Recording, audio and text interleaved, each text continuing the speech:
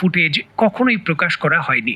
চলতি বছরের মার্চ মাসের 22 থেকে 23 তারিখের দৃশ্য এটি, যেখানে দেখা যাচ্ছে ইরান তার অত্যন্ত শক্তিশালী যে খোরাম-শাহার 4 মিসাইল রয়েছে সেটিকে নতুনভাবে আপগ্রেড করে বা কিছুটা মডিফিকেশন করে এর রেঞ্জ বৃদ্ধি করে সেটা ফায়ার করছে। দেখুন, সাধারণত খোরাম-শাহার 4 মিসাইলগুলো 2 থেকে 2500 কিলোমিটারের মধ্যে হয়ে থাকে।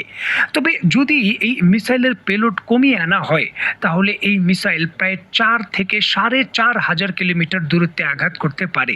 আর তার যে টেস্টিং রয়েছে বা তার যে বাস্তবিক প্রমাণ রয়েছে সেটা করার জন্যই কিন্তু চলতি বছরের মার্চ মাসের 21 নয়তো 22 তারিখের দিকে ইরান এই ধরনের নতুন যেই ট্যাকটিক্স রয়েছে তা প্রবর্তন করে এবং আন্তর্জাতিক সংবাদ মাধ্যমগুলো নিশ্চিত করছে এটি সেই সময়ের দৃশ্য যখন ইরানের বিরুদ্ধে অভিযোগ উঠছিল ইরান তার মূল ভূখণ্ড থেকে প্রায় 4000 কিলোমিটার দূরে অবস্থিত ভারত মহাসাগরের অভ্যন্তরে যুক্তরাষ্ট্রের যে ঘাঁটি রয়েছে দিয়াগো গার্সিয়া সেখানে সরাসরি মিসাইল হামলা করে। দেখুন, যদিও এই হামলার বিষয়ে যুক্তরাষ্ট্রের পক্ষ থেকে দাবি করা হচ্ছিল যে মিসাইলটি আকাশে তারা ভূপাতিত করতে পেরেছে, নয়তো আরেকটি মিসাইল সাগরে পড়ে গেছে এমনটা দাবি।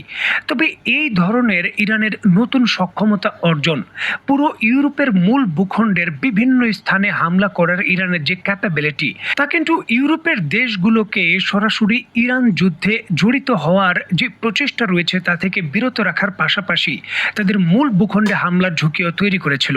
খোরাম-শাহার মিসাইল উত্তর কোরিয়ার বিখ্যাত যে হুয়াসুং ভেরিয়েন্টের মিসাইল রয়েছে তার নকশা এবং ডিজাইনের উপর তৈরিকৃত এমনটা বলা হয় এবং এই মিসাইলটি হাই ভ্যালুর পেলোড বহন করতে পারে।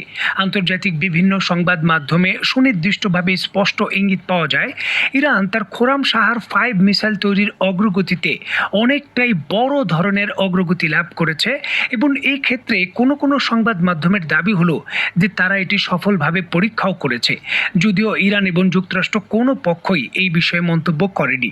দেখুন, যদিও এই বিষয়ে কেউ মন্তব্য করেনি তবে এই মিসাইলের রেঞ্জ বলা হচ্ছে 8000 কিলোমিটার থেকে 10,000 কিলোমিটার, যেটি যুক্তরাষ্ট্রের মূল ভূখণ্ডে আক্রমণ করতে ক্যাপাবল।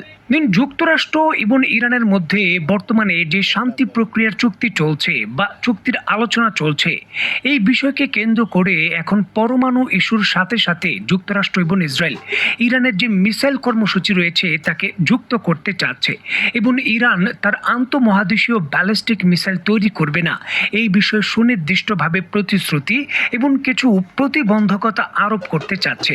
এই বিষয় নিয়ে আলোচনা করতে চায় যুক্তরাষ্ট্র।